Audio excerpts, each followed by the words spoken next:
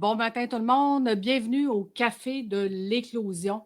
Ce matin, en fait, on va commencer par jeudi dernier. Jeudi dernier, lors de mon podcast Fais voyager ton entreprise, je vous posais la question: pourquoi le lion est le roi des animaux? Et dans mon podcast, dans un des volets, je vous expliquais que le lion a réussi à déléguer, ce qui fait de lui le roi des animaux aujourd'hui. C'est une des portions, mais entre autres, parce qu'il a réussi à déléguer, il a délégué aux lionnes la chasse. Là, quand on se reporte, nous, dans notre entreprise, la délégation, tout le monde vous dit, ben oui, vous devez déléguer. Vous devez faire que votre zone de génie. En fait, c'est ce que j'apprends à mes administrateurs à faire que leur zone de génie parce que quand ils font ça, c'est beaucoup plus payant. Et ils ont plus de temps, puis ils ont plus de liberté. Mais comment bien déléguer? Ce matin, j'avais le goût de vous donner quelques trucs. En fait, parce que je vous parle, je vous ai dit au mois d'août, je vais vous parler de l'organisation parce qu'on veut commencer l'automne de la bonne façon. Donc, il faut être bien organisé dans notre entreprise. Donc, comment déléguer? Il y a plusieurs choses dans la formation, comment bien déléguer, que je mentionne à mes clients. Mais entre autres, de se connaître, oui, c'est très important de connaître la personne avec qui on va déléguer. Donc, c'est quoi elle? C'est quoi les conditions que ça lui prend, elle, pour pouvoir bien recevoir le travail? Mais une des choses, quand on veut déléguer, ce n'est pas seulement de prendre le travail et de lui dire: «Tiens, voici, fais-le». C'est pas tout à fait ça, bien déléguer. Et je vous dirais que la majorité des entrepreneurs que j'ai rencontrés puis qui disent: «Ben moi, Lucie, j'ai délégué et tout va bien», puis je leur pose la question: «Oui, mais est-ce que tu as fait ton travail d'administrateur qui est de vérifier, vérifier, vérifier?» Et là, ils se disent: «Ben non». Parce qu'on le voit dans les tests psychométriques, les gens entrepreneurs n'aiment pas avoir quelqu'un par-dessus leur épaule qui va venir vérifier ce que vous faites, ce qui est tout à fait normal. C'est pour ça que vous êtes un entrepreneur, parce que vous n'aimez pas ça être vérifié. Par contre, si vous n'aimez pas ça être vérifié vous-même, vous ne le faites pas non plus pour vos employés. Fait que vous pensez que tout le monde n'aime pas ça, être vérifié. Mais c'est le contraire. Un employé a besoin de savoir si vous êtes satisfait du travail que vous lui avez demandé. Parce que si vous ne le faites pas, bien, à l'inverse, il va y avoir une baisse d'énergie puis une baisse de productivité parce que ils se disent, ben, je fais du travail, mais ça donne rien parce que personne s'en soucie.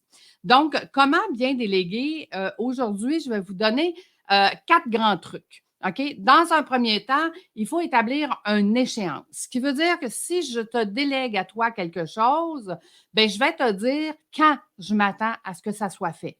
Donc, on donne l'opportunité à la personne de planifier son agenda, son horaire et de le faire au moment où est-ce que elle, ça va lui convenir. Donc, d'avoir une échéance, c'est beaucoup plus facile parce que je peux mettre une priorité dans ce que je viens de recevoir comme délégation. Établir des normes de qualité. Ça, ce n'est jamais, mais jamais fait par un entrepreneur et pourtant, c'est tellement important.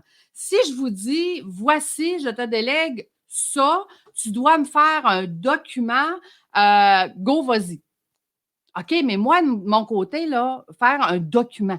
Un document comment? Est-ce que c'est un document qui va être présenté au client? Est-ce que ça va être un document qu'on va avoir à l'interne? Est-ce que c'est quelque chose qui va être officiel? Est-ce qu'on a besoin de l'entête, de la signature?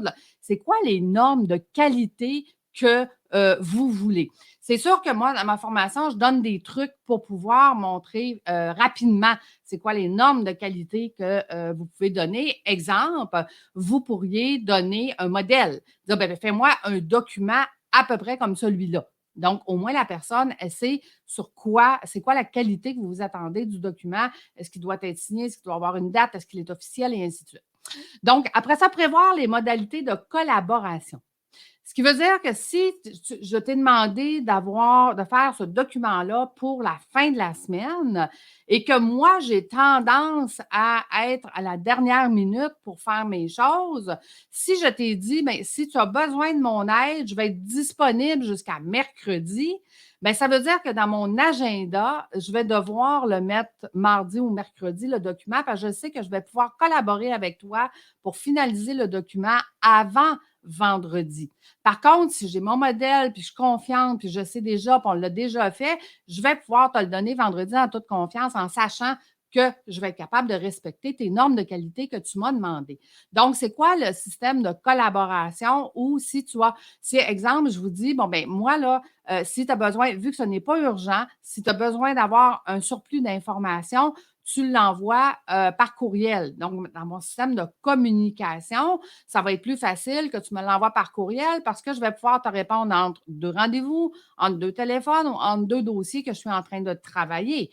Donc, la personne ne sera pas obligée de venir dans votre bureau ou de vous déranger pour quelque chose qui est pas important, pas urgent. Hein, je vous ai parlé dans les autres capsules de faire la différence entre important et urgent, mais d'établir le système de communication aussi, ça devient super important.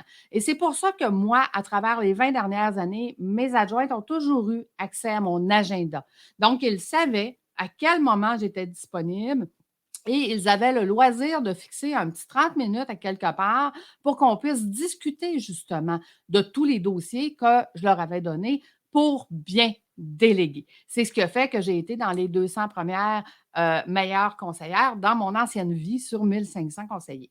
Donc, vous voyez que bien déléguer, ce n'est pas juste de demander ou de donner la tâche à quelqu'un d'autre. Il doit avoir une planification, une organisation, une communication et de la collaboration. Vous ne pouvez pas vous décharger de ce que vous avez à faire parce que vous l'avez donné à quelqu'un d'autre. Vous en êtes toujours responsable. Vous serez toujours le responsable du résultat. Donc, même si on délègue, si on est responsable du résultat, c'est important de savoir comment, de bien le faire. Puis votre travail en tant qu'administrateur, c'est trois choses: vérifier, vérifier et vérifier. Pourquoi je dis trois vérifier?